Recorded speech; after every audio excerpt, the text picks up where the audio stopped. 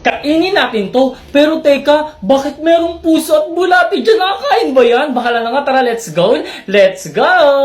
First is, yang mangga. Pero guys, wala kasi ako dito yung talagang actual na mangga. Kaya naman, ito yung binili ko. Itong gummy na mango. Actually guys, ito yung isa sa mga favorite ko na gummy. Kasi ang sarap-sarap talaga nito. So ito, nakainin na natin.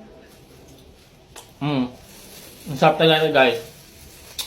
And by the way guys, maraming salamat pala sa lahat ng sumuporta kasi ngayon meron na tayong 1 million followers. Ayan.